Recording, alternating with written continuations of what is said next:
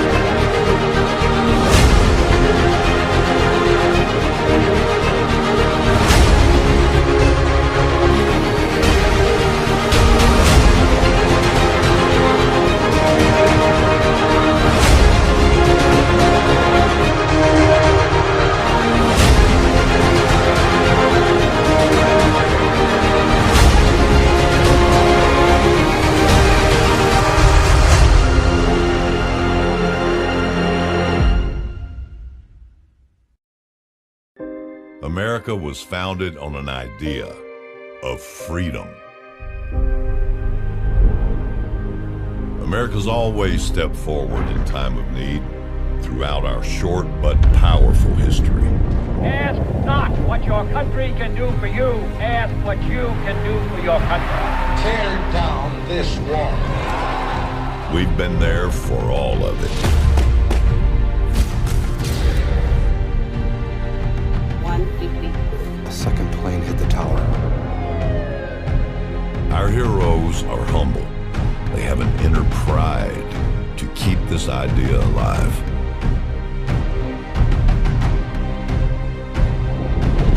Protectors are born, they're not made.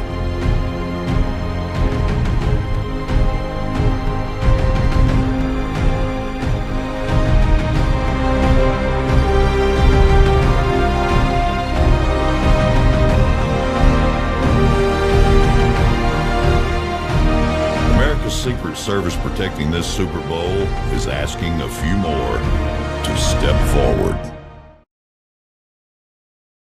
And a good Thursday evening, everybody. Chris and McDonald.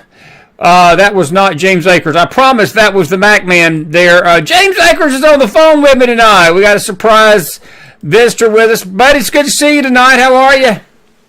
I am doing fine, Chris. I thought I was listening to Glenn Campbell. Well, look, let me tell you something. Glenn Campbell has nothing on the McMahon, okay? Now, he made about $10 million more money than I made on that, but other than that, I'll put my Gentle on My Mind version up against anybody, Akers. That's all I got to say.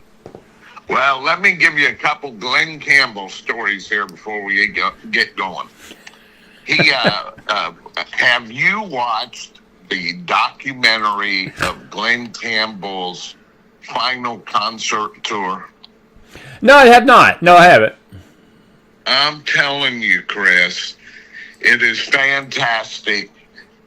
Even for a macho man like yourself, you need to have a box of tissues with you. I'm telling you, it is in places the most touching thing you'll ever see. I'll check it out. And the second thing is when I was in Branson teaching at the College of the Ozarks, I used to go to this place called Billy Bob's. Had the best hamburgers and milkshake in Branson.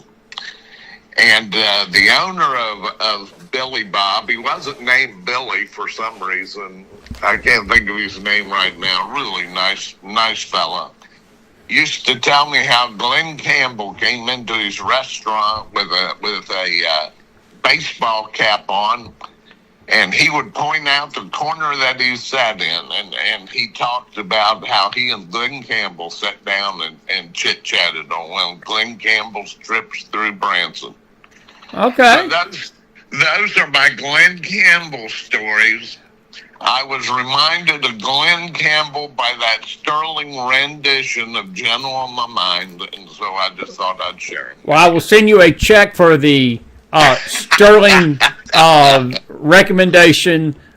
Trust me, Glenn Campbell is turning over in his grave tonight listening to that rendition.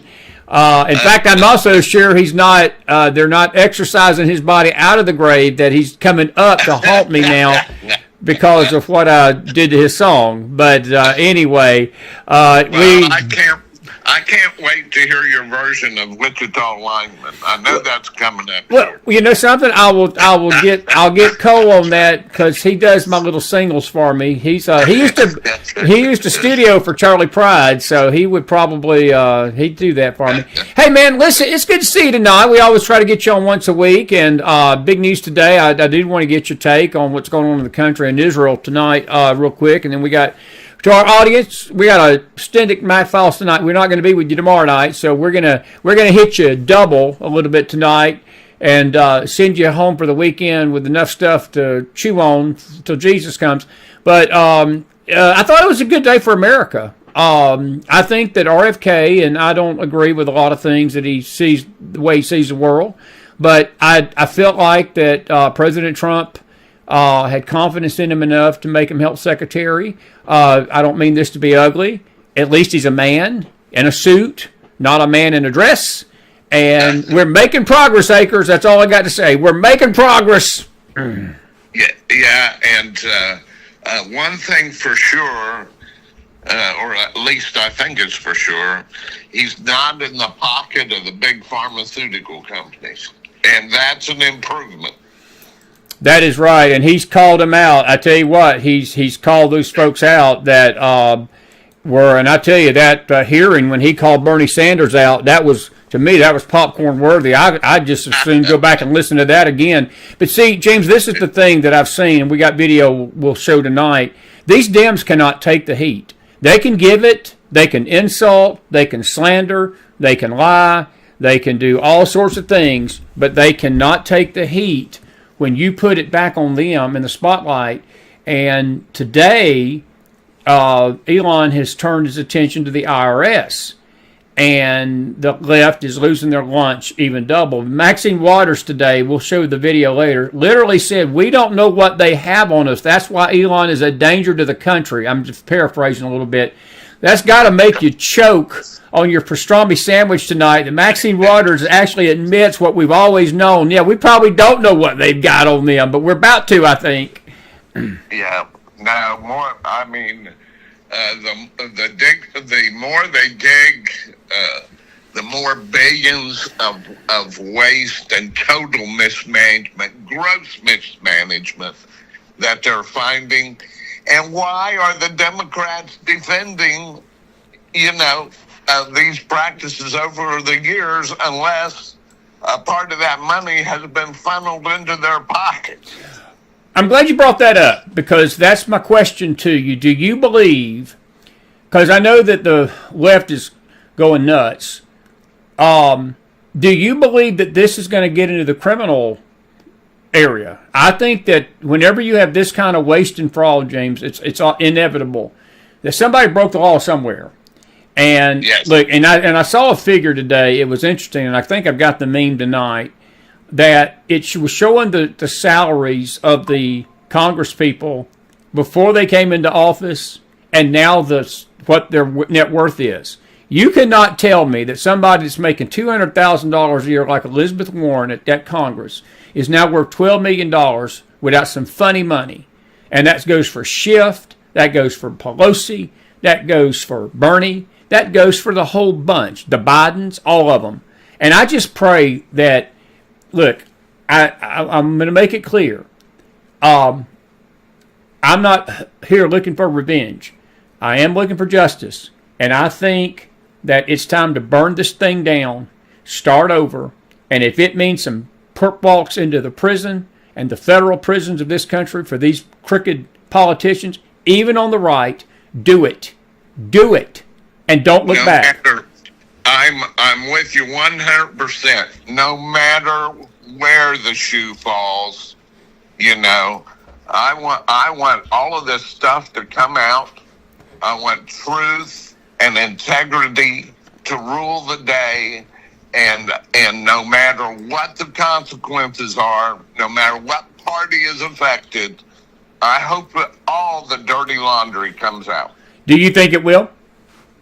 I'm not sure, because there is ton after ton piled on each other of dirty laundry inside the Beltway of Washington, D.C. And so, but this is a start. I'll agree. Start someplace. I totally agree with that. And I don't believe that. Look, James, there's so many forces. These judges are trying to slow it down big time tonight. I do want to ask you a question about this birthright citizenship. The fourth judge tonight, literally has come out and said it's illegal what Trump's doing. I don't believe it's illegal. I think he has a constitutional right. The executive branch sets the policy when it comes to our borders because it's a national security issue. He sets that parameter, and I don't see anything that's unconstitutional about it. You're literally basically saying that we're giving rights to illegals, and I know good and well these judges have got to understand this. I know they do, and they can play dumb all they want to, that a lot of these people that are coming over this border, James, and having these babies are having the babies with the direct intention of staying here illegally. That's why they're doing it. And milking the system, and taxpayers are getting the bill. Bingo. Yes. Bingo. Yes. Absolutely. Absolutely. This stuff's got to stop. And I'll tell you another thing, Chris. This is a lawyer speaking. The judges are starting to step on a slippery slope themselves. Yes. All of this stuff of making these rulings that defy every ounce of common sense, this stuff has got to end. And if they don't do it, there is going to be a popular reaction against these people. All of these ridiculous decisions that fly in the face of what the people of this country want. You know, they are digging a hole for themselves, and I'm not sure what the final result of all of that is going to be. The Constitution provides for the Supreme Court, and all of this whole vast array of these other federal courts, you know, have been basically built over the years, and layer upon layer. And you know, I just think they're digging a hole for themselves, and they need to be careful. They don't need to make decisions the way I would want them to make, but they have to make good, solid decisions for the good of this country, and we just aren't seeing that. Do you have confidence that the Supreme Court will even take these cases up? And the reason I'm asking that, I think it was Judge Jean this morning, Janine, or maybe yesterday, somebody was talking about the courts, and they said that the problem that Trump's got right now in the short term is that he can wait this out. I mean, he's got to go. That's why they're going to the appeals court. He's got to go through the process. It will eventually get to the Supreme Court, but the wheels of justice are slow, and James, that's why these people are filing these lawsuits. They know this. And the Supreme Court is very slow to take an emergency case, even in something as big as this.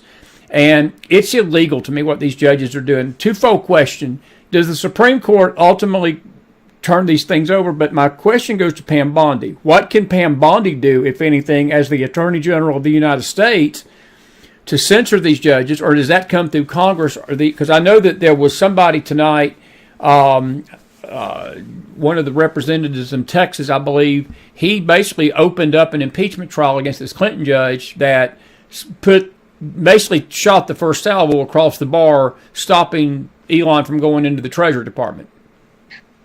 Yeah, I mean, Bondi has certain powers at her discretion. She can certainly throw the public limelight on some of these far left judges that defy every shred of common sense in their rulings, not to mention legal precedents, and so she has some powers to sort of highlight all of that. But what I am suggesting is that these judges are testing a constitutional gray area when it comes to even their own existence. And if the judges of this country are perceived to be doing the exact contrary to the will of the people in case after case after case after case, then you have various remedies that have never been resorted to in this country. And I'm telling you, when we're talking about changing the system from top to bottom, that's not going to be limited to the executive. But I think the judiciary is going to come under a spotlight on their own, and it's probably about time. I do too. I know your girl got confirmed yesterday, Tulsi, RFK today. Looks like Kash Patel's coming up for hearing maybe as early as tomorrow. James Trump is batting 1,000 with his nominees. There's nobody, and Matt Gaetz, I don't really count Matt because he never really entered into the right. shuttle. He is really the only casualty so far, and I wouldn't even call him a casualty. I think that that was a token.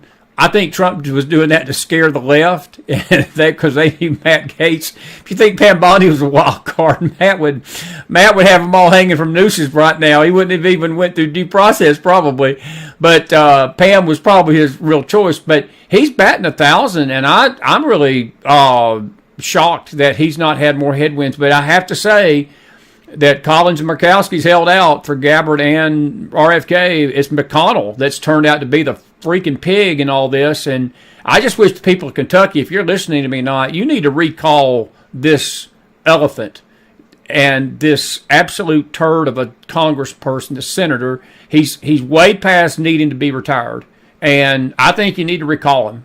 He frustrates me more than anybody in Congress. Well, Mitch McConnell had his day. There was a number of years where Mitch McConnell sort of held up the Republican old guard view of things, right? And he did probably a valuable service to the grand old party during those years, but it is time that he left. We left office. We have. When you look at senators and congressmen, it looks like the roster on a rest home anymore.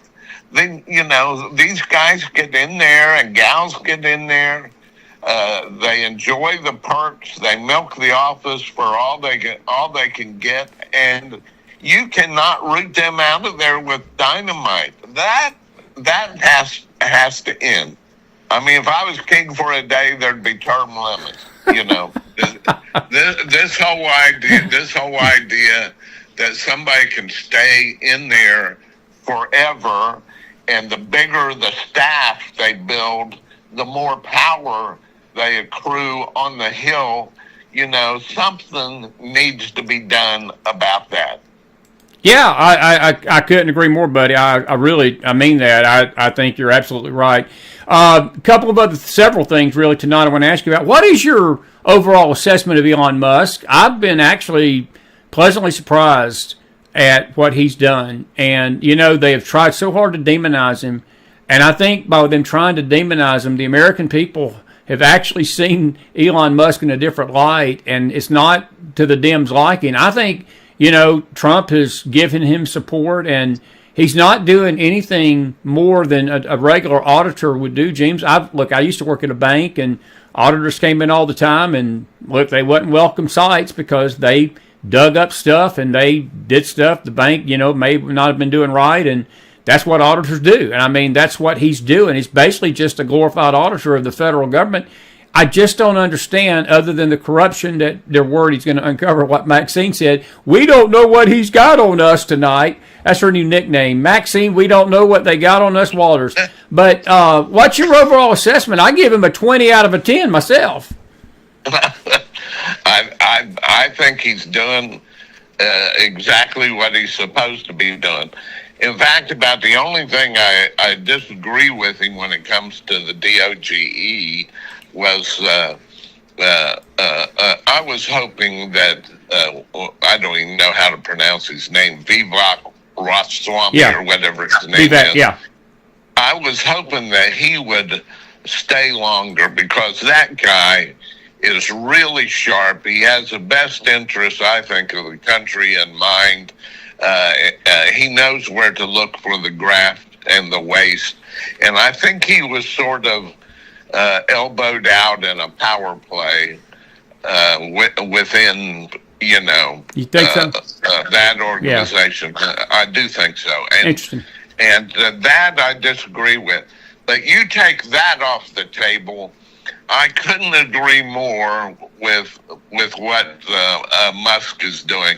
Although I must say that was really a curious scene in the White House, with Musk standing and doing all the talking, and Trump just sort of sitting there at his desk, and Musk had his kid and, sort of dressed casual in the White House.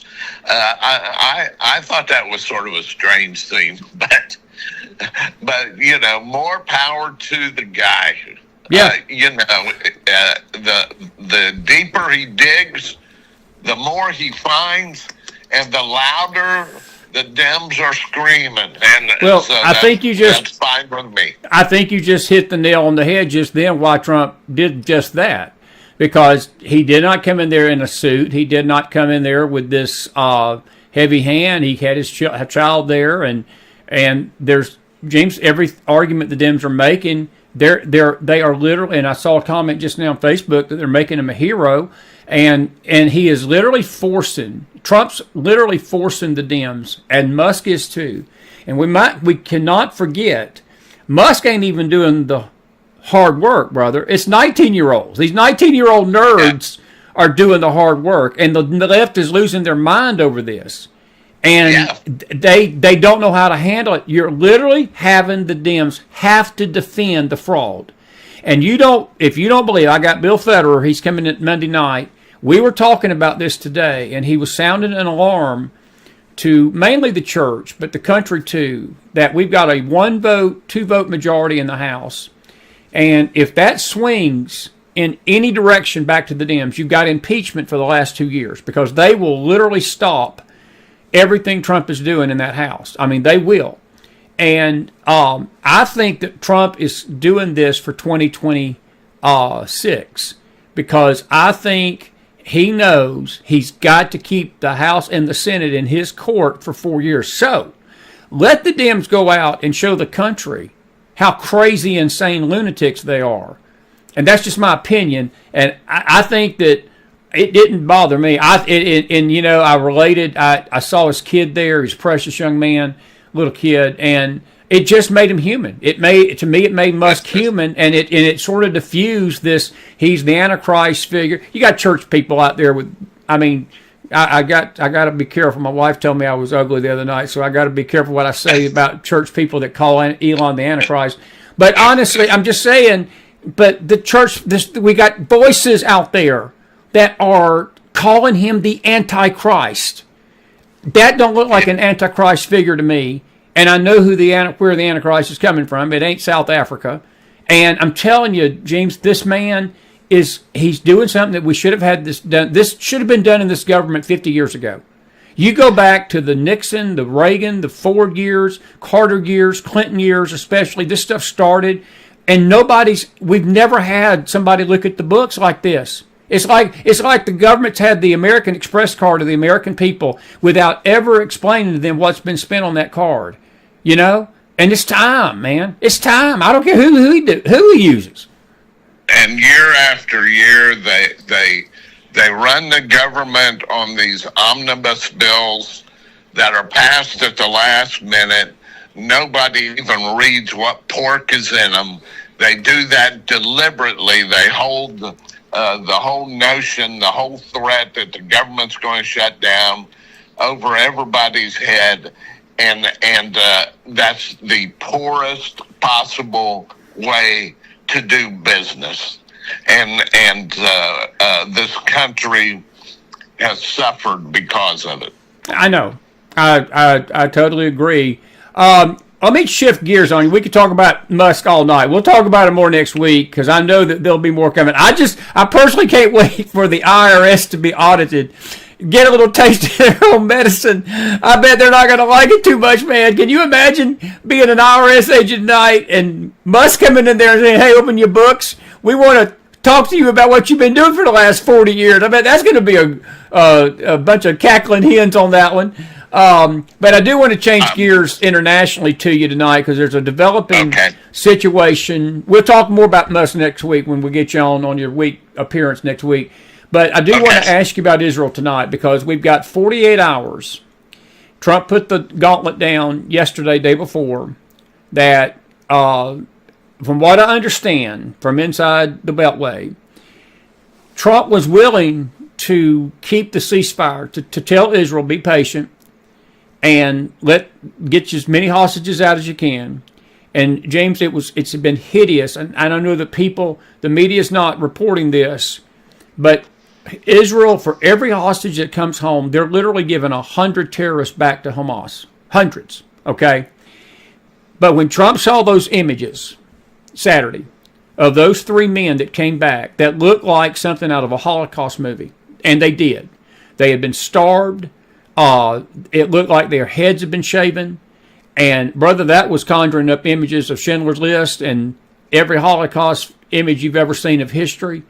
And people that know Trump have sort of just let me know I'm not saying I've got any inside scoop in this, but what I've heard from the scuttlebutt in D.C.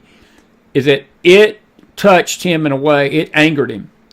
And that's when he came out Saturday or Monday, and he's told Hamas, he said, I'm tired of waiting. You're not going to keep giving us one or two hostages. I want them all back by Saturday, or all hell is going to break loose. Now, look, presidents normally try to show a little bit more decorum than that, but it is Trump, and that's what I love about him. I know a lot of people don't like that about him. I actually love it about him, because Chris would have said something worse. And we got 48 hours. My question to you is this. You know, you're analyst, you sort of know the world and so forth, and your take on this, do you think Hamas, they sort of backed down tonight a little bit and said we're going to release some of the hostages Saturday? Trump didn't say some. He said all. I've got a feeling, Jeemes, that the Middle East and the world is holding its breath tonight, because I've got a gut feeling that we're going to be back to war come this weekend over in Israel. That's my gut feeling. Well, you have, I was reading that the Iranian Air Force commander was saying that the Americans don't have the guts to come and bomb anything in Iran. I'm not sure if I was him, I would be saying that, especially with all their air defenses having been taken out by the Israelis a few months ago. And when it comes to the ceasefire that it looks like Israel was fully complying with until Hamas started refusing to release the hostages. And I think that goes directly to the point you made. The hostages they released, even though they tried to give them food and everything else and make them look as good as they possibly could, looked like people out of Auschwitz. Absolutely, buddy. Absolutely. And that bounced back on them big time. And so now you have Hamas is really in a tough situation. You have the American president that has promised to unleash everything. You have the Israelis moving their combat elements again towards the border of Gaza, and you have what I'm hearing tonight from the Middle East. Netanyahu's been sort of given a nod and wink and okay, go get them. From this administration, if Hamas doesn't comply, and we could be seeing something very interesting unfold this weekend in the Middle East. What's your gut? Do you think Hamas totally bows down, or do you think they're going to put their middle finger up, which they really did right after Trump said it? They said, "Hey, we ain't going to comply with nothing. Come get us." And do you think that that's coming? I think it's coming. That's my personal view. If you're Hamas, what are you going to do? Yeah, you haven't accounted for a number of these people which are dead and tortured. If you release them, the world is going to see how mistreated they've been.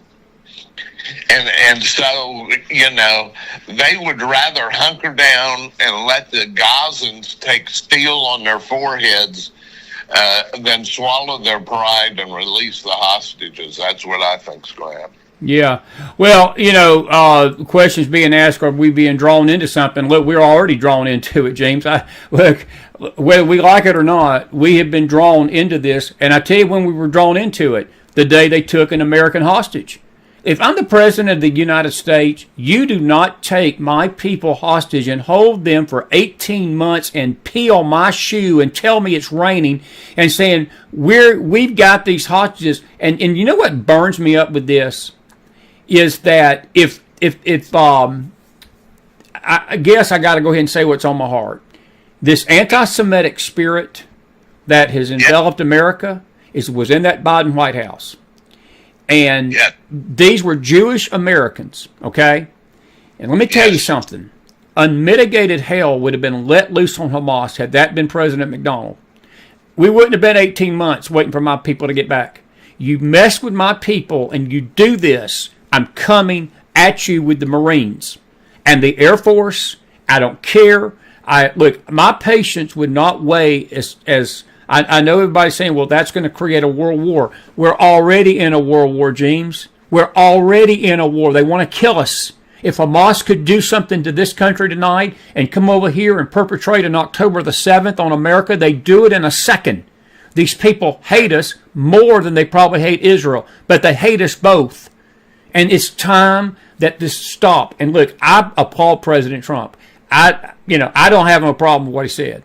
I do believe that bullies in a playground only respond to strength. And if that's what it takes, do it. And I think that we're already in this conflict, whether we want to admit it or not. And look, these hostages, I don't know. And I've heard some stories tonight, and we've talked about this, me and you. There's a good possibility, James, that these so-called 39 hostages, some of these hostages may not even be alive. They were having one of these guys literally film a video. This is how sick this bunch is. One of the hostages that came home this week and they forced him to film a video telling everybody how wonderful he was going to be to see his family. They already knew that family had been killed, and they had him do that. And I'm telling you, bro, look, Chris loves Jesus, but if Chris was the president of the United States, I would be making sure that Hamas met their Jesus in a quick second, because of what they've done to Israel, and by extension to us by taking our people, James. That's just my opinion. No, there'll be some out there they'll violently disagree with me, but I pretty much agree with that. Let me bring up 2 or 3 points. The first one is that they're still holding American hostages. So the president has to do something. The second one is that Israel really is not like the Ukraine. They're not begging for U.S. help. Thank you. They're saying, just take the wraps off of us and let us handle it. Let us handle it. Exactly. That's all they wanted to do under Biden. They didn't need our help. Exactly. And, all these anti-Semites claiming that Israel was getting money from us and all this crap. I'm so sick of hearing this stuff. I really am. It is nauseating, but it's more nauseating the source of where it's coming from. And I don't want to get off on that tonight. This is for another time. But I will say this. Speaking of Ukraine, I'm glad you brought that up. We'll wrap it up on this. I've got so much other stuff to talk to you about. We'll get you next week. Do you believe that this release of this hostage is a precursor to the end of the Ukraine-Russia war? Because Trump's indicating that Putin's give him signals that he's willing to make peace with the Ukraine. Well, that was my third point in Gaza, is that Trump, I had originally been sort of scratching my head. Trump makes these sort of bombastic statements to improve his negotiating posture. And he certainly, we're going to have to see where rhetoric ends with action in Gaza. The same thing in the Ukraine. Trump, no doubt, will be able to get more traction with Putin than Biden ever could have. And goodness sakes, we came so close to having just, I am sorry, a total airhead in the office. Can you imagine where we would be from policy-wise there? Good Lord. And so, the Ukrainians are starting to feel the heat.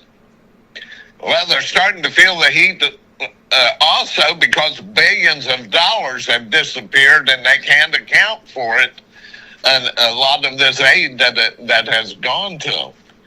The whole problem is that we have talked about 100 times is that Putin is such a thug that you don't want to give him anything that resembles a victory in the peace negotiations.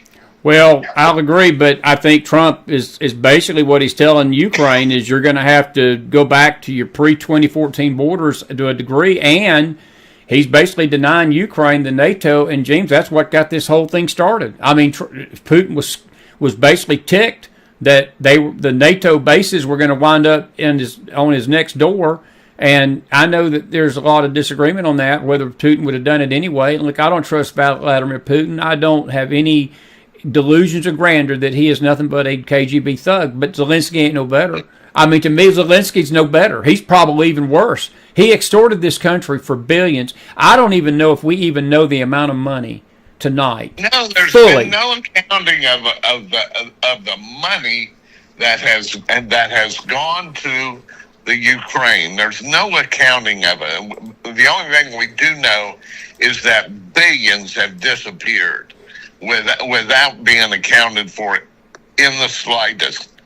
Having said that, I mean, the Ukrainians, you've got to be sympathetic to the Ukrainians for standing up to the bully next door and fighting them toe to toe. I mean, what they have done just in terms of drone warfare, they have completely changed the battlefield with drone warfare, and so what they have done has been amazing.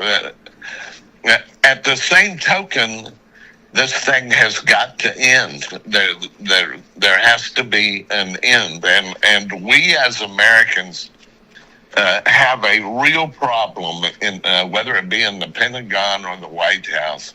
We have a real problem figuring out the end game to wars.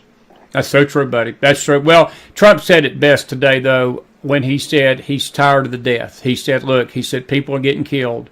He said they've been getting killed for too long. This thing should have been never fought. I do agree with him wholeheartedly to a degree that had he been in office, I don't think Putin would have done this. I don't think this would have ever happened with him in office. But this is the crazy thing about it. Had he been in office in 2020, he would not have the strength and the power and the influence and what he's doing tonight. I don't think he could be doing it. I think that he would have been hamstrung for 4 years, and it would have been a very frustrating time. I think the Lord knew this was coming, and I think it's all been played out. But again, it is a precursor to 2026 that the country has seen what Democrats do when they run the country. And if this country is that stupid to put Democrats back in power in 2 years, after what we've just been through in 4, and what we're seeing even in the first month of Trump's presidency from these bunch of lunatics, and that's the kindest word I can use. I got some other words, but I don't want to get in a doghouse. And I'm just saying, Akers, that I'm telling you, these people are crazy. They're just insane. They have lost their lunatic minds. Some of this stuff they're trying to defend. And I just think it's all playing into 2 years from now, because Trump's not dumb. He knows he's got a 2-year window. Because if that House goes back Democrat, James, all they're going to do is going to be, that's all they'll do is impeach him. That's all they're going to do. Yeah, no, I agree with that. What I agree with you on especially is that Trump is in a much stronger position now than he was in his first presidency when it comes to foreign policy. Absolutely. He's got a team that he didn't compromise with the deep state to get in. He has his own team now, and that's extremely important. And then another thing is that I lost my train of thought. Well, let me just say it like this. I heard Brian Kilmeade say it this morning. Perfectly. The first term of Trump, his cabinet was basically undercutting him and subverting him and stabbing him in the back overseas. In other words, they would go tell these world leaders something. Trump would be saying something here, and the people he had over there was basically doing their own little agenda. He don't have that now. He's got a team that he knows is going to roll with him. And buddy, I sense it and I feel it and I see a difference in this. That's why everything is going on smoothly right now, other than these liberal hack judges. And I'm telling you, there's hell coming, and Trump is coming with it. Or Trump is coming and hell's coming with him. I don't know how you word that. But whichever way you word it, it's coming, because he don't have these backstabbers anymore. And the only people that he's got out there cackling is basically these elitists and these insider establishments that the people, all we do is gag when they open their mouth, like Mike Pence and John Bolton and all this bunch. If they only think that they're influencing us, I wish they'd go back to working at McDonald's and doing what they're doing, because we're not listening to them no more. We're not listening to the media. We're not listening to them. And so forth. Buddy, I wish I could keep you for 10 hours. Listen, next week we'll get you back on. Okay, go ahead. Final thought. I remembered what my point was. Go ahead. Is that because of the election, that was a no doubt election, the left has been completely defanged. The media is ineffective, untrustworthy. The social media that they use to promote their narrative and their agenda has been undermined. The opposition that was so staunch against Trump the first go round has been completely in disarray here. At least these first couple weeks of the new administration, and the Democrats don't know what to do. All they're left to do, especially, I don't want to throw all the Democrats under the bus here, those on the left wing. All they have left is to sing songs and to whine, because the power that they had to enforce the narrative and force the narrative down our throats, those institutions they can no longer count on 100% to support their story. Totally agree, buddy. Totally agree, man. Listen, and that's a good thing. That's a good thing. That's a good thing. Always a pleasure. And listen, hang loose, because if we get breaking news over the weekend, we may pull you back in here Monday night, okay? So that sounds good. Yeah. All eyes need to be on the Middle East this weekend. I think we're going to be in for a very turbulent weekend, and it's. But I'll holler at you, because I know you're on standby. You're always my go-to guy when we have these things.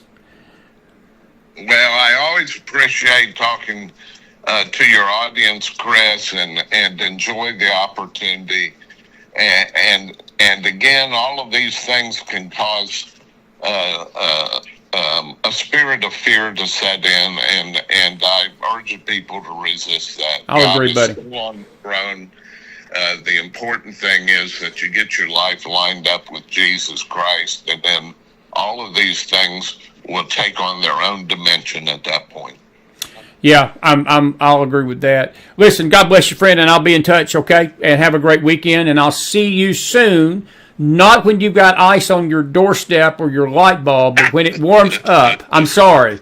I got some lovely friends in Ohio, but you Ohioans keep that stuff up there. We've had enough of it down here in the hills, okay? That's all I got to say, man. And I'm going to send you. And I'll tell you what I'm going to do. When I see you in March, I am going to bring you I'll bring you a little thumb drive, and I will literally put that song on that thumb drive just for you when you're bored and you need a good laugh, and you can stick that in your computer and laugh at the way McDonald sings "Gentle on His Mind." Okay, how about that? That sounds good, buddy. I'm looking forward to next time we can get together. Awesome, buddy. You know I love you as a friend. God bless you, buddy. Have a good night. Blessings, Chris. Bye-bye. That's one good man right there. Jeemes Akers, everybody. Put some fire in that house. I am so proud to call him my friend. He's just good. Our guest that we were going to have tonight had cold feet or something. They decided wasn't up to it tonight. So It's always good to have Jeemes in the backup. We did interview Bill Federer today, and Bill's going to be our guest Monday night. Magdalene will be with me. And depending on whether the world ends over the weekend, Jeemes will be back. He will be back next week. We'll be coming at you on location Tuesday and Wednesday night. Well, Wednesday night I won't be. Tuesday I will be. But it's going to be a sort of a tough week. We've got so much going on these next 2 weeks at the end of the month. And February is a short month, and it makes it tough when we're trying to plan things. But Jeemes will be back. Jeemes will be back. Did you enjoy him? Put some fire in that house. Put some fire in that house. Debbie, you say that you're scared they're going to kill the hostages. What if they're already dead? Well, Debbie, that's a question nobody can control. What if? I mean, what about it? I mean, all that's going to do is just I don't think Hamas is that stupid, because that turns the world. They're playing the world and the UN and these other Arab nations like a fiddle to a degree, and they're playing the media to a fiddle. The media is blaming Israel for this whole thing as it is. Hamas kills those hostages, all that sympathy's gone. So, and I hate to say it, even if they do kill the hostages, the sympathy still probably may not be gone. This media is so corrupt. The church is corrupt. You'll have spiritual voices, even if I might as well say it, go out with a bang this week. There's spiritual voices in this country that are so-called know-it-alls in the faith that even if Hamas killed those hostages, they would not say a word about it. They'd sit back and be silent about it, which is hideous to me. And the media will not. They're literally, again, already playing it up that the Hamas, the poor Gazans and the poor Palestinians are the victims in all this. But, I mean, that's a question that nobody can answer. I'm not afraid about that. I mean, they're as good as dead anyway, Debbie. They're as good as dead anyway. I hope we get them back, but you're depending on the humanity of terrorists. And terrorists don't have any humanity.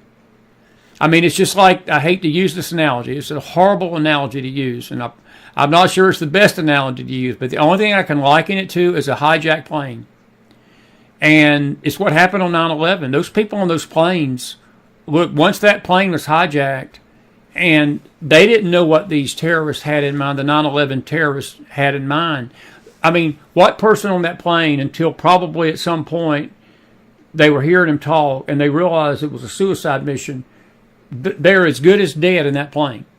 And if it would not have been for the bravery of the people at Shanksville, Pennsylvania, that plane ultimately crashed.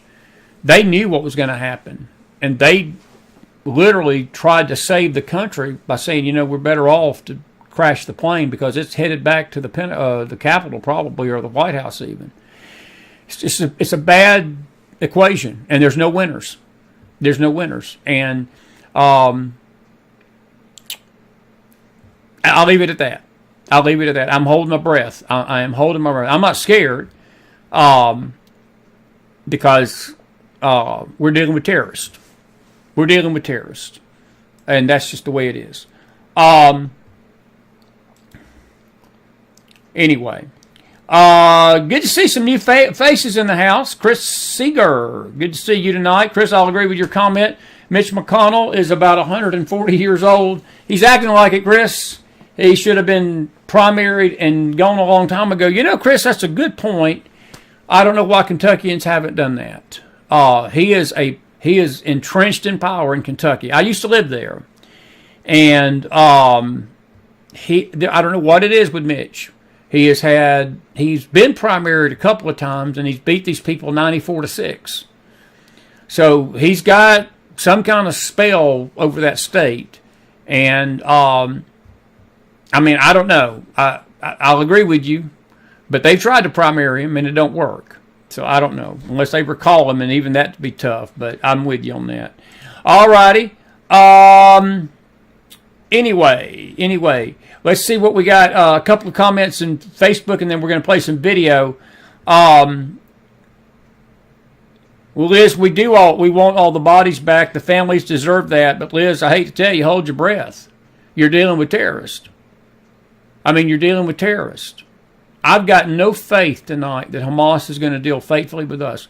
Look, some of the things I'm reading in the Jerusalem newspapers that our media over here will not touch with a 1,000,000-foot pole, the way these hostages were treated, one of them was actually filming his death. He had to film. They forced him to basically give his last rites to his family. They said, we're going to kill you, and you got 30 minutes to live. Film a final goodbye to your family. And then they faked the gun. They put the gun to his head, faked the shooting. That's the kind of mental terror these hostages have been through. And if you think about it, Liz, I'm not saying this to you in any kind of bad manner, but I'm just saying that you're dealing with animals. You're dealing with people that have no respect for human life. They don't care. They have no concern about the families of these hostages. My issue tonight is we've waited 18 months as a country of our own people being over there. And a civilized society, if we were civilized, this would have been handled already, because the world would have rose up and Hamas would have been no more. They would have been no Hamas. But because we live in an evil world and a corrupt world, we've had to deal with this. I've got a story I want to talk to you about tonight. It's very troubling. And I don't know if you've heard about it. We got it on our newswire. Let me go to the newswire first, and then we'll deal with the video of this. And if you'll give me about 15 minutes, I'll take your questions, 15, 20 minutes. And that's not a Chris 15 or 20. That's that's a real 15 or 20. We got tons of video. We'll play it Monday night, because we're going to be back Monday night. We're not going to be here tomorrow night. It's Valentine's Day weekend, and I'm going to spend time with my Valentines. And take off tomorrow night. But there's a troubling story about what went down in Australia. And we're going to read this. This is a great article by David Creighton, by the way. We'll get back to that in a minute. We'll get back to that one in a minute. We'll get back to that one. There's basically a situation in the Munich, Germany yesterday, where a driver drove through that. This story right here, I don't know if you've heard about it. It was in the Gateway Pundit yesterday, actually today. Came out this morning, and we've shared it on our Telegram room and also our X account. But 2 nurses from the Bankstown Hospital in Sydney, Australia, have been suspended after a video surfaced showing them making abhorrent anti-Semitic remarks and bragging about killing and refusing to treat Israeli patients.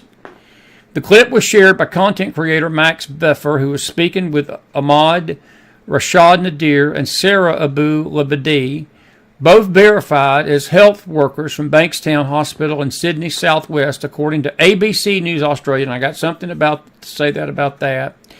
It is one of several videos on Beffer's account featuring conversations with individuals from various parts of the world, primarily the Middle East, through the Chakoteka app, which randomly connects users for live interactions.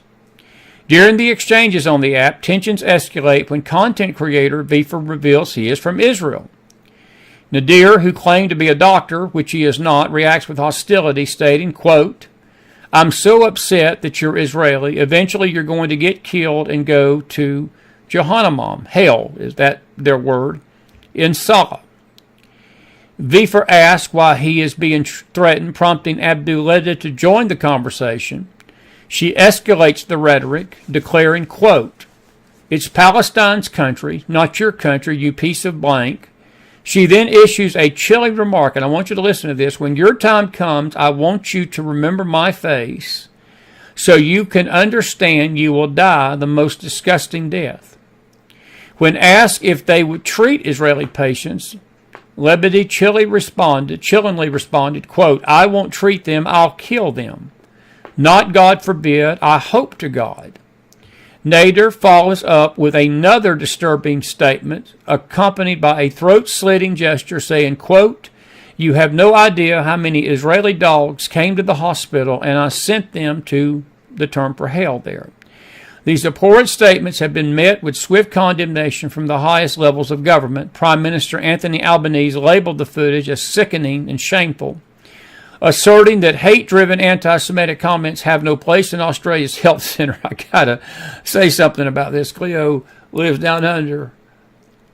That's just, Albanese is talking out of his part of his body that he sits on. There's all sorts of anti-Semitic hate speech that's allowed in Australia. If you have an X account, follow the Australian Jewish Society page. They keep up with all that. And it's not just Australia, but this story brings Australia into the conversation. Albanese, that is such a joke for him to even say that it has no place in Australian society. Oh, yeah, it does. Yes, it does. It shouldn't have any place in any society, but it has a place in American society these days. And it has a place in the church's vocabulary and narrative tonight, in the silence of the spiritual leadership of this nation. I'm going to play the video, and then I got another video to play because ABC evidently edited the video you're about to see. We've got the original, but I want you to watch this video. We're going to come back over here. Wrong one right there. I want you to come back, and I want you to listen to this very carefully. This is the exchange. Introducing the Not the ad. Give me a minute. We'll get this off in a minute here. Lightweight and simple to use. It uses an easy to load. Now. So the other day I saw And another ad. Hang on. This is about a strange gut health hack that helps you Gateway lose weight. Pundit. You know what? Oh shit. How are you, man? Good. How are you, my man? Pretty good. Are you a nurse? A doctor? I'm a doctor, my man. A doctor? For what? In hospital. What about you? Where are you from? I'm from Israel. From the Holy Land. You know what? I'm gonna be really honest with you. All right. I'm gonna be really honest with you. You actually got a really, really beautiful eyes. Thank you. But I'm so upset that you're Israeli. Like, eventually you're gonna get killed and you're gonna go to Jahannam, inshallah. Yeah. But like these pretty eyes, that should stay in this world for longer. Why do you think? Why do you think I'm gonna get killed? It's Palestine's country, not your country. You How are you? What's your name? One day, your time will come and you will die the most.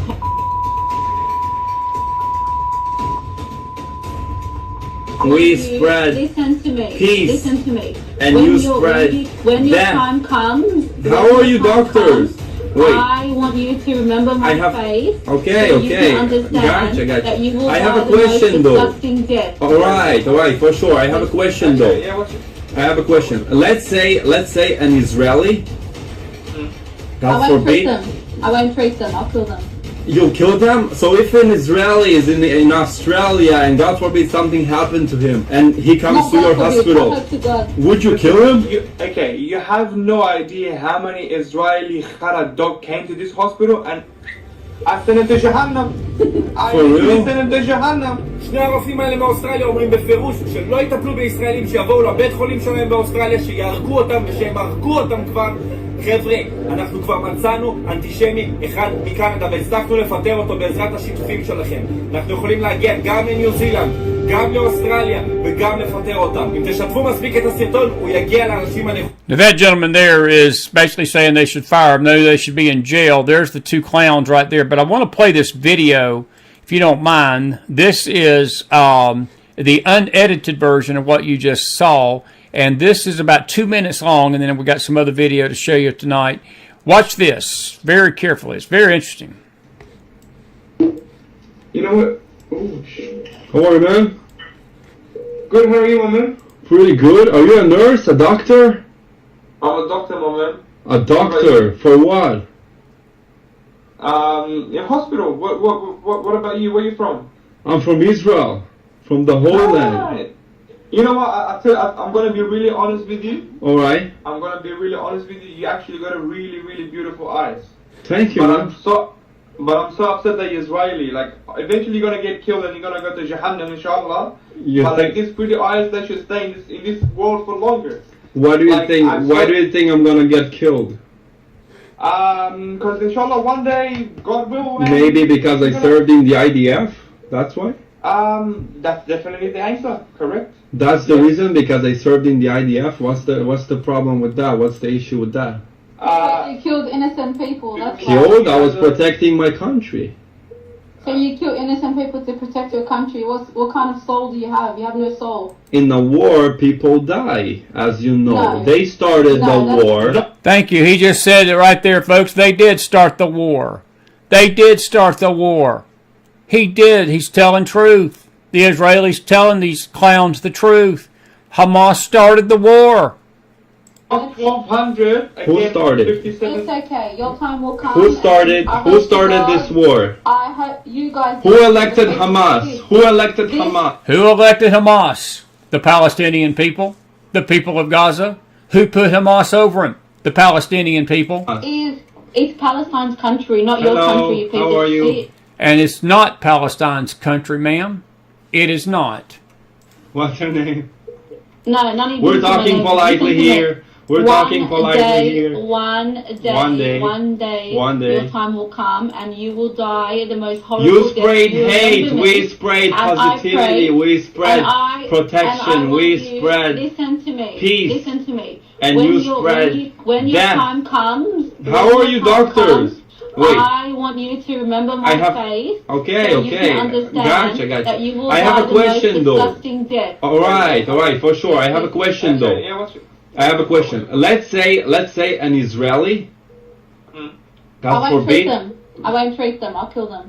You'll kill them? So if an Israeli is in Australia and God forbid something happened to him and he comes to your hospital, would you kill him? Okay, you have no idea how many Israeli Khara dog came to this hospital, and he basically said Israeli dogs. Called them Israeli dogs, folks. This is 2025. This ain't even 1938, 39, 40, 41, 42, 43. I sent it to Jahannam. I For real? sent it to Jahannam. For real? So if just Jewish people comes there? That is from Max Viefer's Instagram account, and that is very troubling. It is very troubling, and but folks, that is the reality of the world we live in, and I might as well say it, folks. That's the kind of people we're dealing with.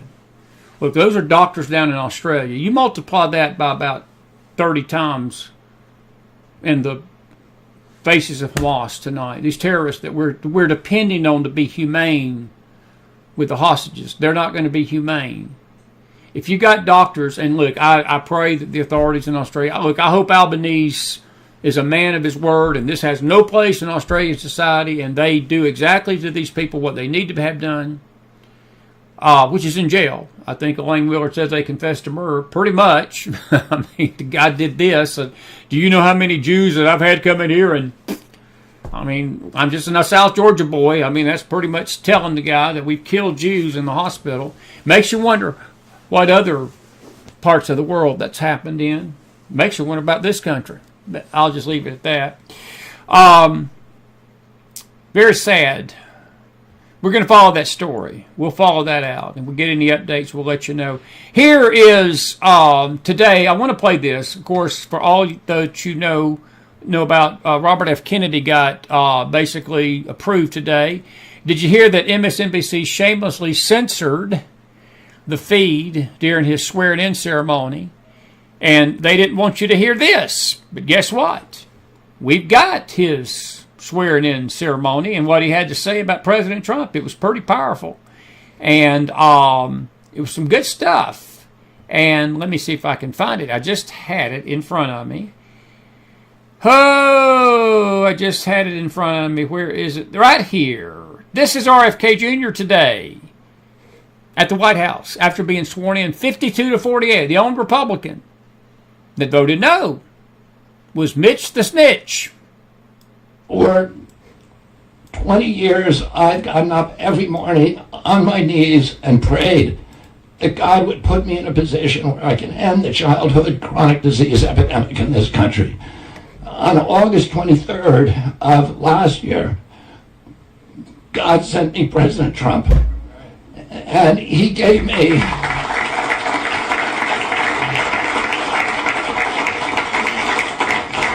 he's now given me, he's kept every promise that he's made to me. He's kept his word in every account and gone way beyond it. I'm so grateful to you, Mr. President. A lot of people told me that I couldn't trust President Trump. I better get it in writing. And we did a handshake, and everything that he told me he was going to do, he has done. And I'm so grateful to him, and I've told you before, I genuinely believe that you are a pivotal historical figure, and you are going to transform this country. This is why they hated RFK. You got to remember, folks, this ain't a raging conservative that's talking this stuff. He's not conservative. I think he's going to do a great job as health secretary. I'm rooting for him to make America healthy again. But his social views, I don't agree with. But I don't wish him bad either. I'm praying for him. And I got more to play. I'm going to play this whole thing out. We got about another 2 minutes of this. I sense that President Trump is going to have a spiritual influence on this man. I think God is working on his heart already. I sensed it when I heard this whole thing today. It took courage. It took courage for him to say what he just said. And because people were telling him, they ain't telling what his family was telling him. I saw some of the most vilest stuff coming from his own sister and his own kids, and not grandkids, his uncle, his nephews, nieces, and all of the Kennedy clan that hates Trump's guts. This man stood with some courage. And for that, I tip my hat. At a time when we see all of the indicia of democracy now in tatters in our country. We see the rise of the military-industrial complex, the rise of totalitarianism, these attacks on our Constitution, and this breathtaking epidemic that is disabling our people. President Trump has promised to restore the American dream in this country. A healthy person has 1,000 dreams. A sick person only has one. 60% of our population has only one dream, if they get better. President Trump has promised that he's going to restore America's strength. But we can't be a strong nation if we have a weak citizenry. If people are sick, that's right. 60% of our people are sick. 77%, as President Trump mentioned, of our children cannot qualify for military service. And we need a man on a white horse now. We need somebody who is willing to come in and has the spine and the guts and the strength to challenge orthodoxies, to stand in the way of vested interests, and to break institutions that have turned against our democracy. President Trump has shown again and again that he is that hero. And most recently, I greatly appreciate it. I called you the day that you announced the termination of USAID. My uncle started USAID in 1961 for humanitarian purposes, to put our country on the side of the poor. It has been captured by the military-industrial complex.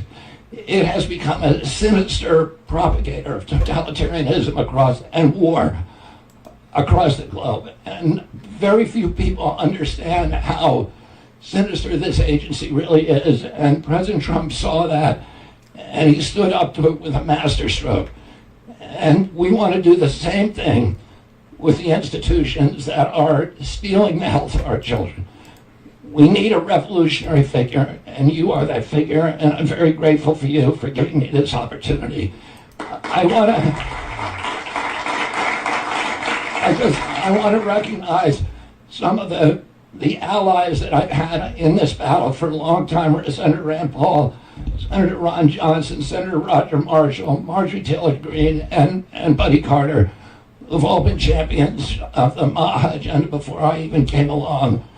I'm very grateful for you for standing strong. Thank you very much, President Trump. I thank God for sending him President Trump. That's coming from the most Kennedys. I'm just saying, if we had a conservative Hall of Fame, the Kennedy's picture ain't going to be up there, if there's such a thing out there. This was a powerful speech today. And I just sense it. I sensed it really. I've been sensing it for a while, that 20 years, I'd not every morning, on my knees and prayed. The Kennedys picture ain't going to be up there, if there's such a thing out there. This was a powerful speech today. And I just sense it. I sensed it really. I've been sensing it for a while, that God's going to use the president of this country to help his faith. And I'm not making any predictions. I don't know how this is all going to play out. This may be a disaster. I don't know. But I've got hope. I've got hope that this was the right decision. And I've got hope that President Trump saw something in RFK that he wanted. And it destroys this tyrant narrative that Trump is this tyrant and he's just about the conservatives. He's just about the MAGA movement. His little MAGA movement's a clique. I can tell you right now, before Robert F. Kennedy took this acceptance to this, he wasn't a part of the MAGA community. His wife sure wasn't. Sherilyn, she's a good lady. And Hollywood has excoriated her and slandered her and lied about her and called her every name in the book, too, because she has stood with her husband. And I salute Miss Hines tonight. She's a Kennedy.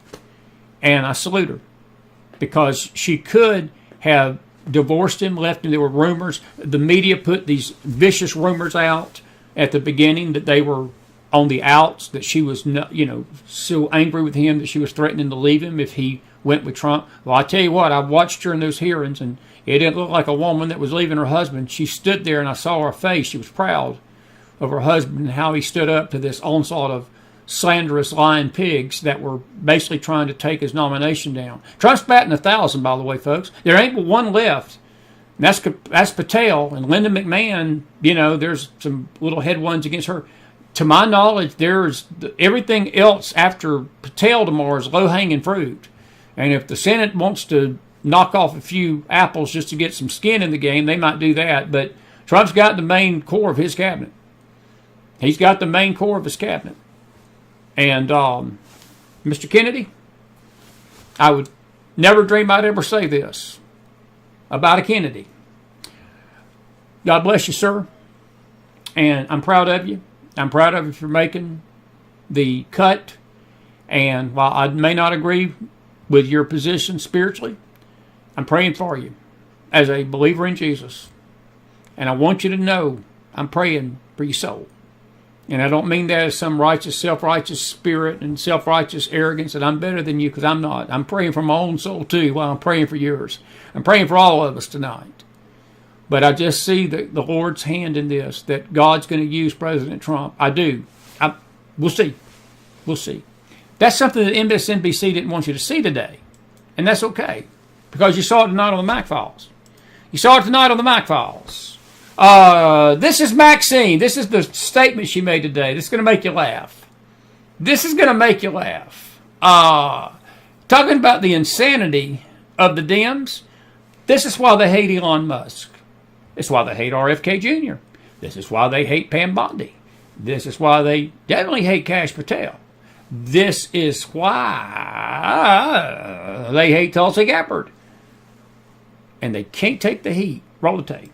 The people of this country are being violated because all of our privacy is being taken up by Elon Musk and Trump, and we don't know what all they have on us. We don't know what all they have on us. Did y'all hear that? I ain't even got to play this yet, Jenny Casanova. What did he say? What did he say? What did he say?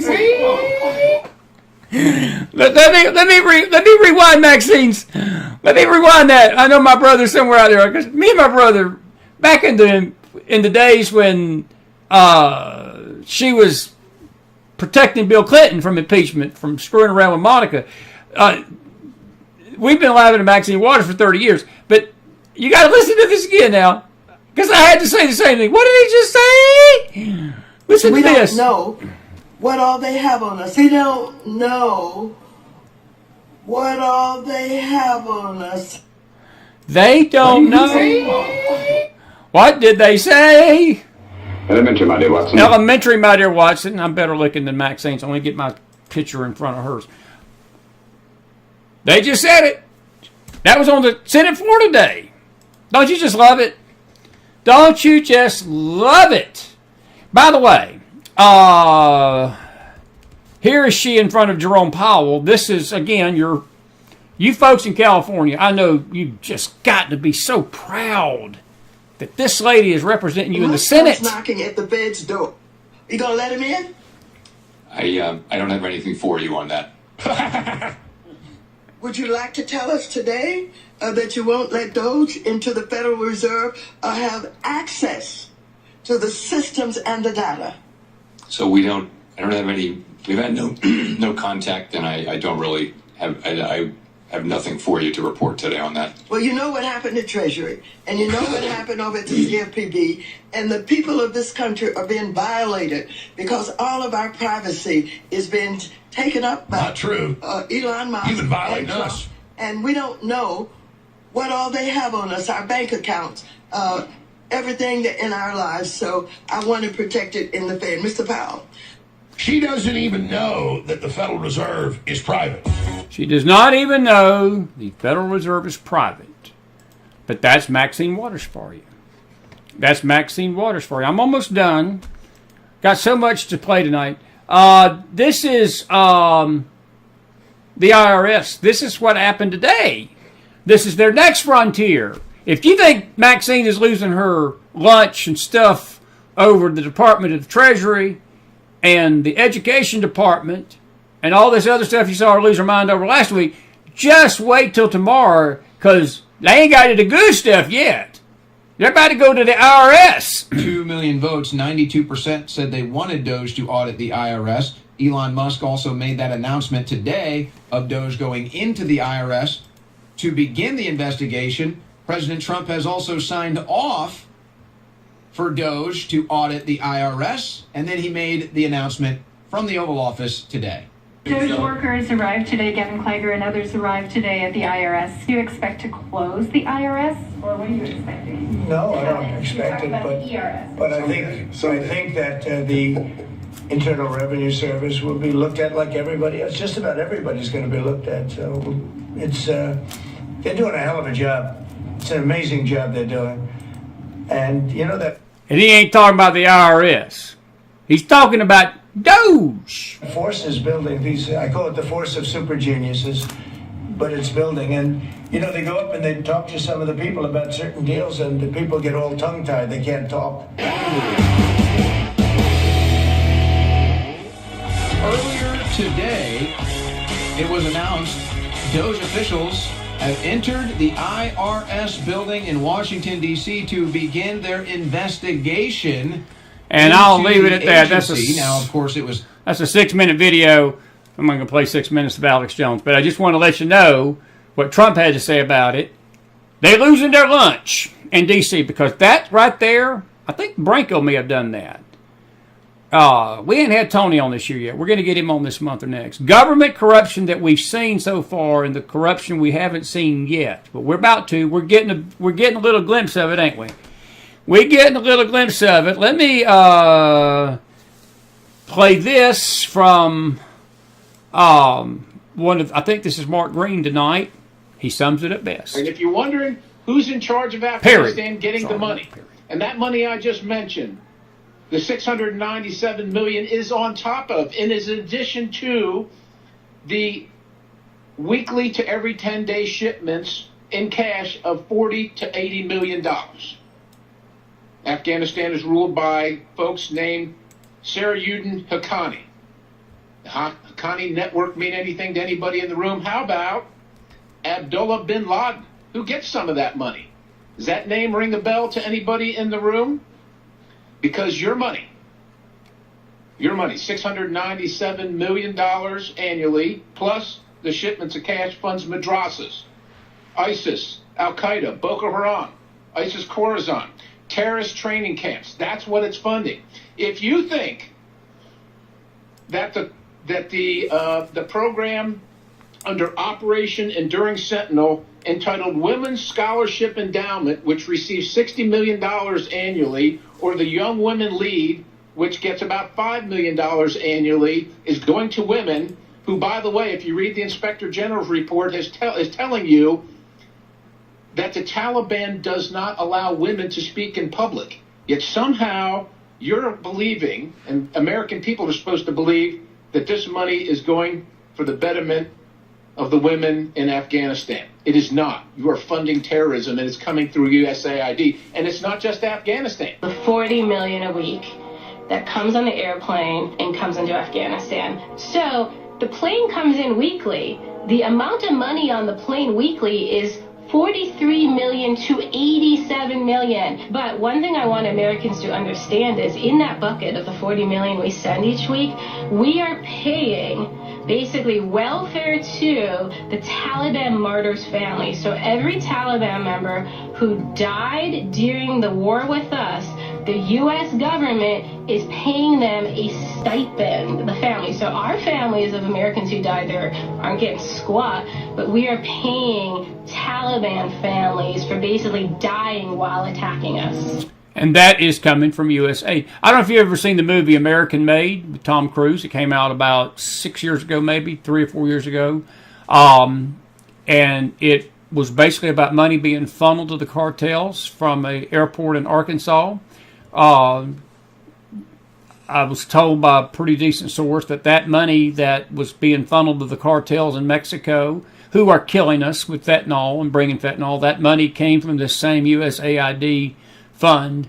Folks, the list could go on, and I can just make you mad, more mad with everything that we're finding out about what's happening. I'm not going to do that. I got to show you two other things. Here is Chucky Boy, Schmucky, Chucky the Schmucky. Roll the tape. We are going to fight this fight. I am going to stand with you in this fight, and we will win. 3 hours later. Everyone knows there's waste in government and should be cut. Everyone knows there's waste in government and should be cut. Let's all do that. Are you kidding me, Chuck? Are you kidding me? Roll that again. By the way, I did not put the title on this, just for clarification. That's Elon Musk. Roll the tape. We are going to fight this fight. I am going to stand with you in this fight, and we will win. 3 hours later. Everyone knows there's waste in government and should be cut. Everyone knows there's waste in government and should be cut.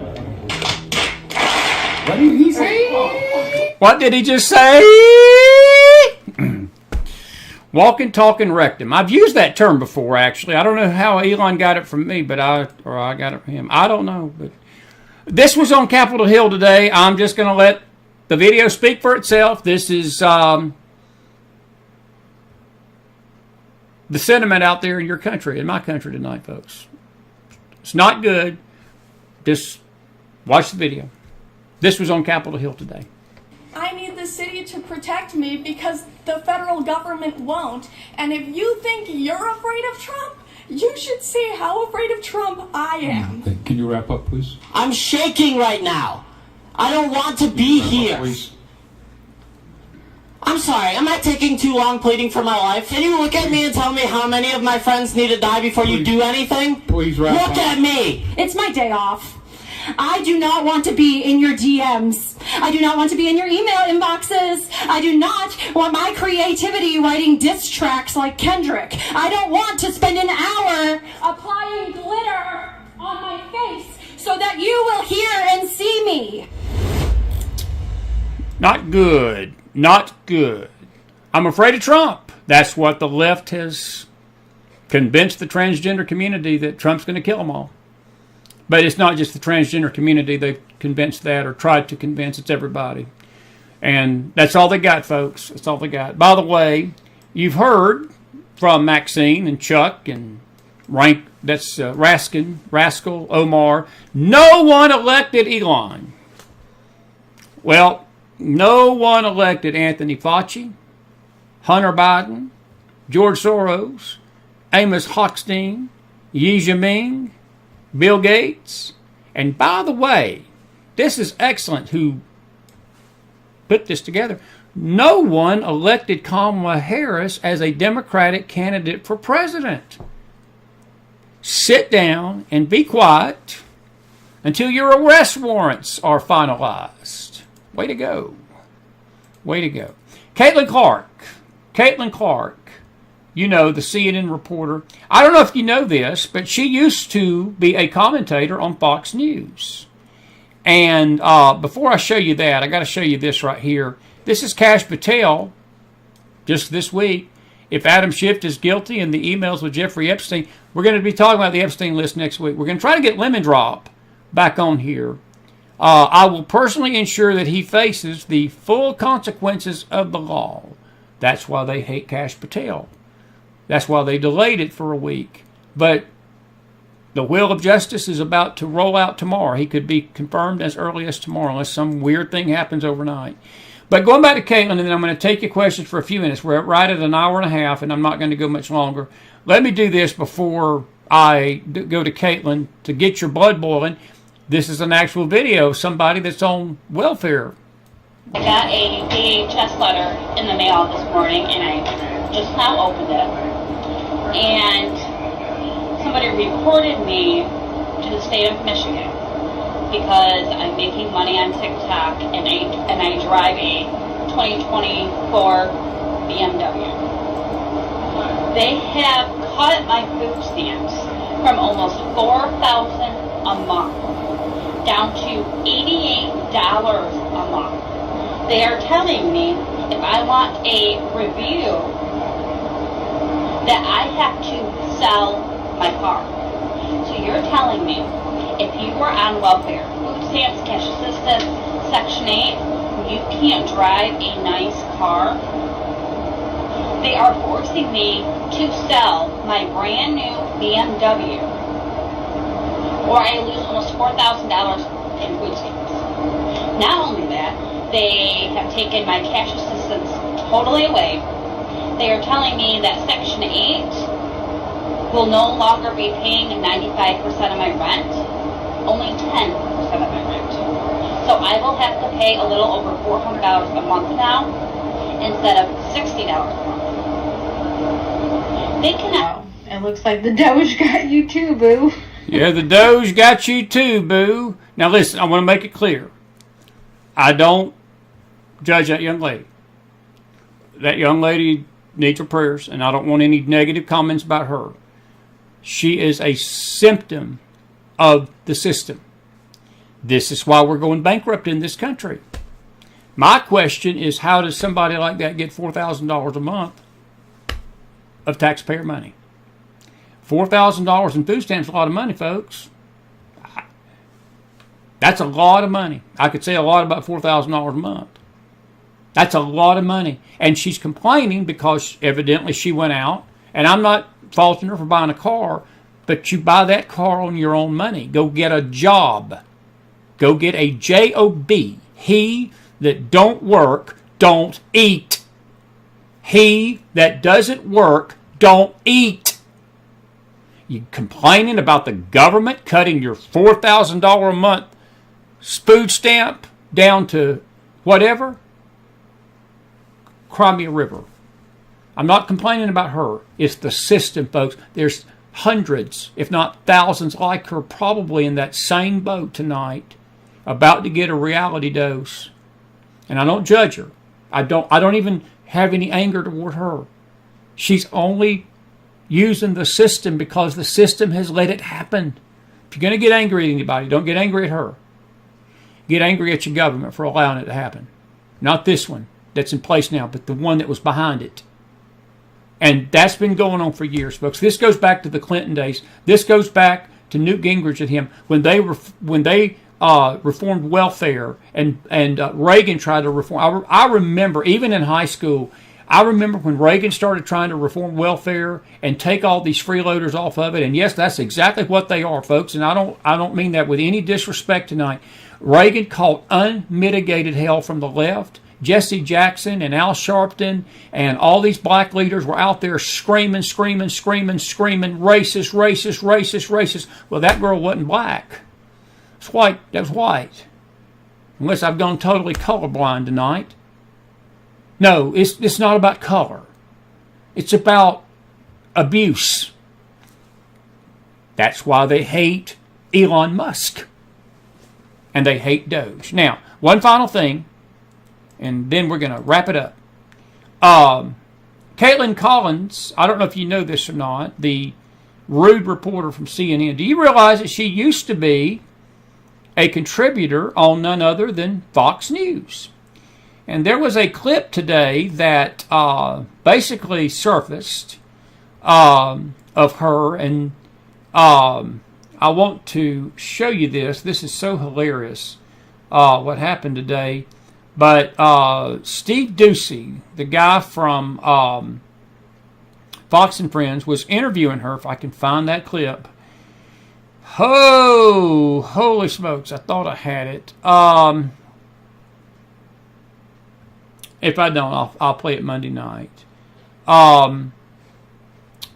Anyway, where is she? While I'm looking for that, let me show you what President Trump did today. She was trying to be rude. She was trying to be rude again. She's not dealing with Joe Biden anymore. She's dealing with Donald John Trump. Roll tape.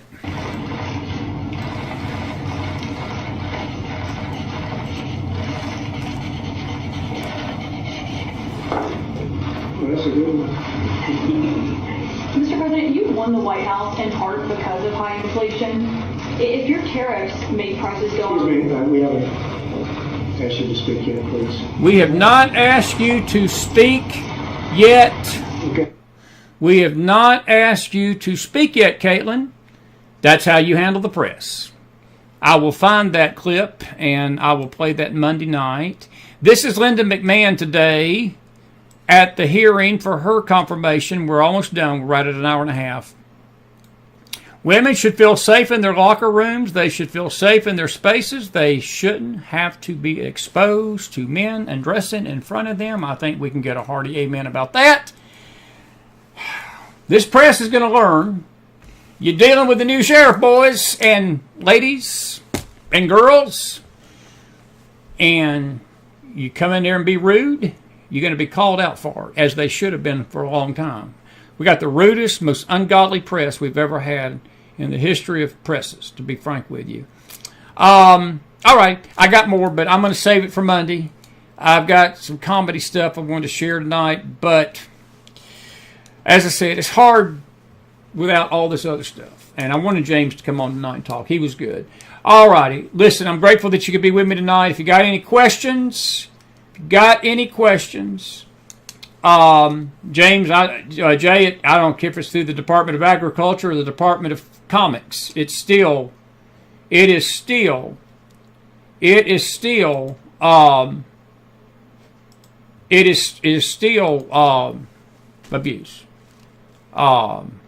Anyway, and Robert, we have Monday Night Smack still. We still have Monday Night Smack. It's not about a person, about the show.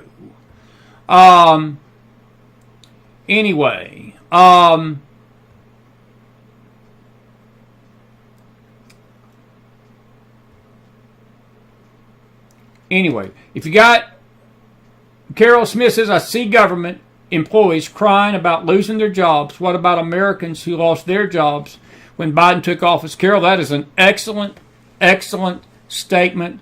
There ain't nobody caring about that. Nobody's mentioning that. Nobody's mentioning the pipeline people. When he basically come in and closed that pipeline, thousands lost their jobs. Look, I'm going to give you another example. When that oil spill hit, or that waste thing happened in East Palestine, Ohio, do you think that people lost their jobs up there? People lost their jobs in western North Carolina from this hurricane. Do you think the federal government cared about these fine folks in North Carolina? No, they didn't. And there wasn't no sympathy coming from the Biden administration. No, they didn't care. All Trump's trying to do is clean out this government to where when that does happen and we have natural disasters, that we can help people that truly need help. And that's a fine line to walk. Trust me, I know that from experience. But anyway. Joey says, how long do you think it'll be before justice comes to a local level? Joey, I don't have no idea about the timing. I don't care about the timing. I believe it's coming, and it's not just the local level, Joe. It's the level on all levels. And again, when we say justice, we need to realize it's not revenge. It's not an eye for an eye, tooth for a tooth. I think we've had justice restored, and there's going to be some accountability.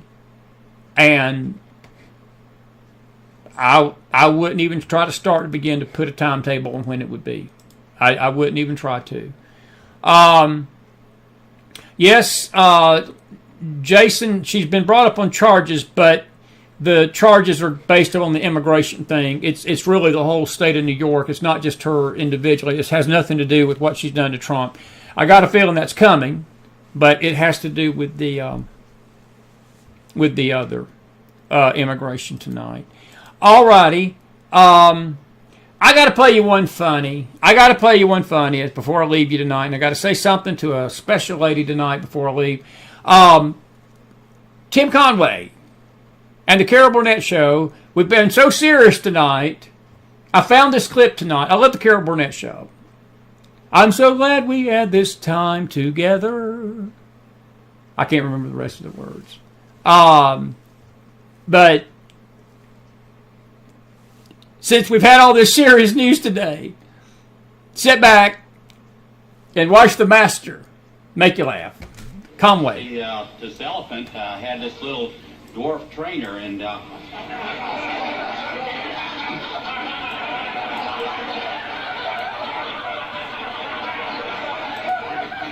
he used to put a little ballerina skirt on that elephant. And go around the circle, like that. That's why I thought it was so laughable at the time. There's a rumor going around the circus that dwarf and the elephant were lovers.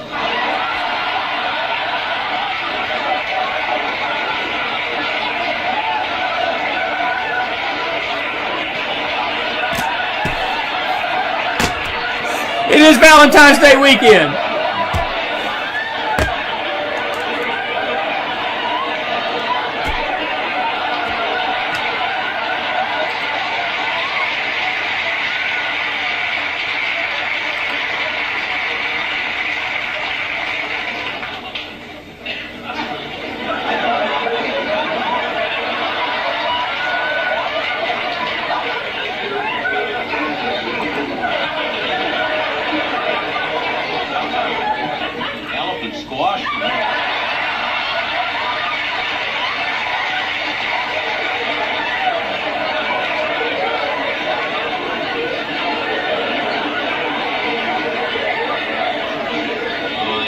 Shoot the elephant.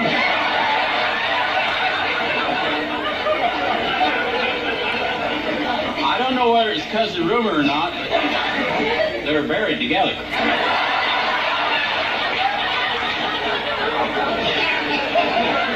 Great big tombstone. And that is the Carol Burnett Show. The Dwarf and the Elephant. I remember that skit, actually. I actually remember that skit. And all I got to say to that is... What did he say? What did he just say? I want to say goodnight to everybody. We're grateful that you've been with us on a McFiles Thursday night. I saw a comment about prophetic words. We will deal with that next week. I hate to go out on a downer note, but ain't nothing coming to pass that's been prophesied, folks. Trust me on that. I don't mean that lightly. I don't mean that in a slight to the prophetic words. I believe that there are some things coming to pass. We better get our faith and get our sight off of that and get it on our nation. We got Bill Federer coming up Monday night. We're going to talk about what we better be focused on. We still got a fight on our hands. Look, these Dems may be down. These Dems may be going crazy, and they're losing their minds, and they're going insane. But I'm telling you, they're plotting, and they're ready to strike back. And we'd better get our focus above and on the right thing and keep our faith anchored in sound things. I'll just leave it at that tonight. Just for you, Jenny Castellanova. Elementary, my dear Watson. Elementary, my dear Watson. It is Valentine's Day tomorrow. Now, we are not going to be with you tomorrow night. I want you to spend time with your loved one and your spouse, your wife, your significant other, children, whatever you do on Valentine's Day. I want to say tonight that I am more been grateful for my Valentine, Miss Kathy McDonald, and I couldn't have put something together more pretty than that right there. God knew my heart needed you, and I want to wish her a happy Valentine's Day tomorrow. We will be together, and may the Lord bless you tonight and all of you Valentines out there. I'm grateful for mine. I hope you're grateful for yours, and I'm grateful for all of you tonight being with us, and I am going to go out with a song about love tonight. If you thought the Gentle on My Mind song was great, McDonald's just full of surprises tonight. This is for all you Valentines out there tonight. I'll see you back here Sunday morning. That'll be the next time I see you, unless there's Armageddon. Unless there's Armageddon, hang on just a second. Unless there's Armageddon. Now, if there's Armageddon, I might show up, and I might not. Elementary, my dear Watson. Elementary, my dear Watson. Happy Valentine's Day to you all, and to my heart, Kathy McDonald. I love you tonight. And this is, let me see here. I should have turned that off. This song is for my Valentine and all you Valentines out there. And have a good night, everybody, and be blessed, and have a great weekend, and I'll see you back here Sunday. All righty? Have a good night. Be blessed.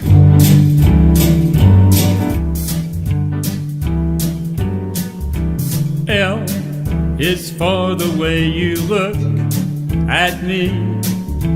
O is for the only one I see.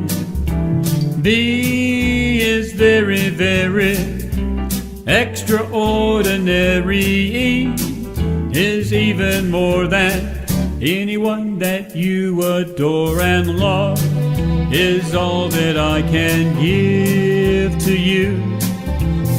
Love is more than just a game for two. Two in love can make it.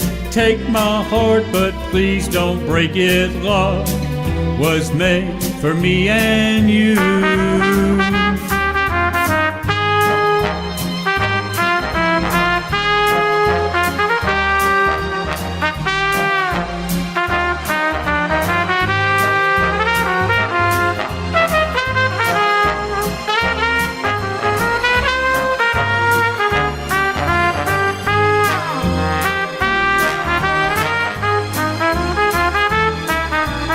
L is for the way you look at me. O is for the only one I see. V is very, very extraordinary. E is even more than anyone that you adore, and love is all that I can give to you. Love, love, love is more than just a game for two. Two in love can make it. Take my heart, but please don't break it. Love was made for me and you. Love was made for me and you. Love was made for me and you.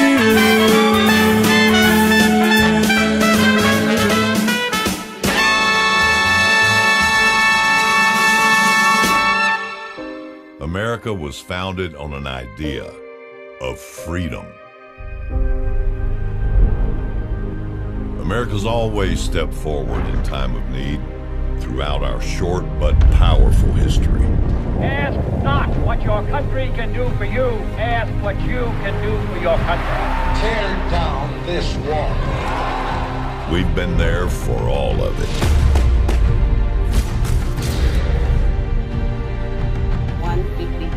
Second plane hit the tower. Our heroes are humble. They have an inner pride to keep this idea alive.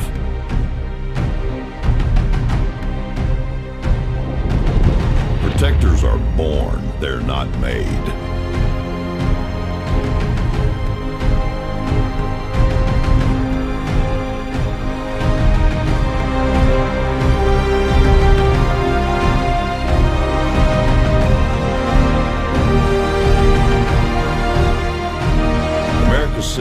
whoever's protecting this Super Bowl is asking a few more to step forward.